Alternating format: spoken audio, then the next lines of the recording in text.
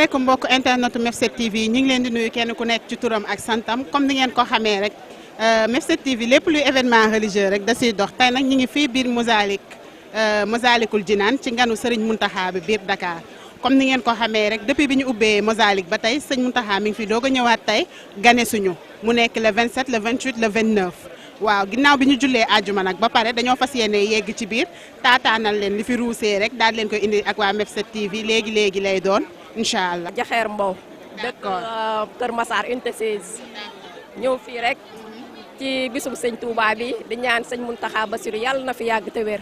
di ñaanal sëñ Mountakha yàlla na fi yàgg te wér. di ñaan sëñ Mountakha yàlla na fi yàgg te wér. di ñaanal mboolem mu jullit yi fi teew rek kontaan nañ bég nañ yàlla na ko suñu borom bàyyi ca kanam ak kanam ci kàttanu yàlla ak sunu ma amet ak mbaaxam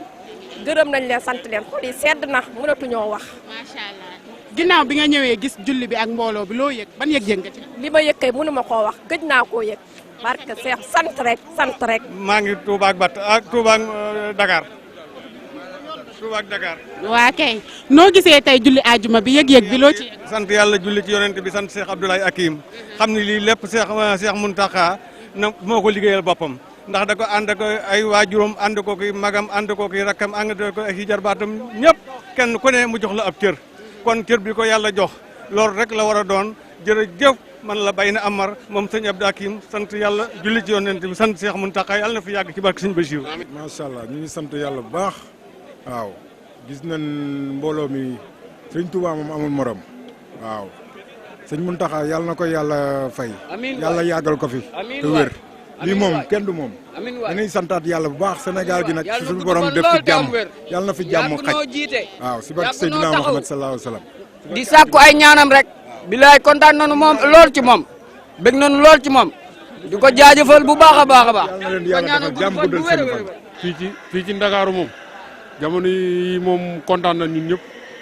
képp ku yaakaar Sëriñ Tuuba bépp jullit képp ku wax ashadu an laa ilaha illallah Ndakaaru gépp kontaan nañ ci bis bi tey di ko ñaanal nag Mbàkke yàgg fi lool te ànd ak wér di ko ñaanal mu yàgg fi lool te ànd ak wér lim mébéte liggéeyal Sëriñ Tuuba mu liggéey ko ca kaw ca kanam a kanam. waaw sant yàlla yonent bi ak Sëriñ Tuuba rek ndax lii moom dafa neex lii nii bis bi tey day wane ne naqar gu ñu amoon xiif gu ñu daloon ak mar yàlla dina ko jële fi ndax xoolal tey guddik bi taw bi mu taw kon moom moo ko indaale ñuy julli sedd guy taw comme moom la giñ naa ne ci barkab Cheikhul Bamba lii moom lenn dong la te gëm yàlla ne képp ku ci amoon aajo day faju ku ci amoon naqar dëddu na la lu ci waay doon ñaan ci lu baax yàlla dala ko yombale ci barkab Cheikhul Bamba man Moussa Kala tudd sëdëb sëñ Moussa Kala waaye sëñ Maar moom Mamor Mbacke ngi nii som wet waaw sang bi ñu ngi lay delloo siyaar soxna si yëg-yëg bi moom foo ko natt weesu na ko avant tout bismillahi rahmani rahim wa sallallahu taala ala sayyidina muhammadin wa sallim wa ala alihi wa sahbihi wa xadimi wa salama tasliman jërëjëfe sëriñ Touba jërëjëfe sëriñ Touba Cheikhul Khadim jërëjëfe sëriñ Mountakha xalifatul aam ñu ngi koy siyaare di ko ñaanal yàlla sunu borom dooleel ko te kattanal ko te bàyyi ko ci sunu kanam ñu ànd koog moom bu loolu weesoo ñu ngi sant murit ñëpp ndax teeru bi rafet na ñëpp dal nañu li sëñ Mbàkke yu fay jëwrin wax ne ñëpp dal gis nañ ko ci Masalikul Jinaan lépp rafet na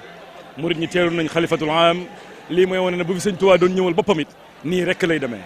kon sant nañ ci bu baax gërëm nañ yëg-yëg bi ñu am nag kooku dafa nekk ci beneen dimension ñaar yi ñu ciy sànni rek mooy la sëñ Tuubaa waxoon rek moo ñëwaat danaa ñëw Ndakaaru te Mountakha lay tudd loolu moo am tey kon jàngat boobu rek lañ ci am yëg-yëg boobu dong lañ ci am kon ñu ngi koy ñaanal moom sëñ Mountakha moom sëñ Tuubaa mu yàgg fi te yan bii nga xam ne yenal na ko maamam mu yóbbu ko fu foo ko njottam ñu ànd koog moom di jaahi lazi barki borom Tuubaa yéen it ñu ngi leen di sant bu baax di leen gërëm ci témoignage bi. waaye ginnaaw période bi mu fi ñëwee nga xam ne Dakar yëngatu na lool insécurité bi bëri na lan lañ ci mën a jàngatee. waaw liñ ci mën a jàngat soxna si bëri na bi ci njëkk mooy waxee sëñ Mountakha gi mu wax barki démb rek dafa collecté lépp maanaam ñàkk sécurité bi am tey dara warulu ko nag lu dul jukko yoo xam ne mën naa ne buñ toppoon sëñ Tuubaa dëgg amaana yii xew nii sax dootul am ndax dafa jàngale ak taalibe nag buñ koy wax mooy yar ci la bokk teggin ci la bokk dal ci la bokk bañ a foq alalu jàmbur ci la bokk maanaam jox cër banni aadama bi ci la bokk nit ki boo ko joxee cër doo ko gaañ doo ko lor te tey nag li xew dafa nekk loo xam ne lu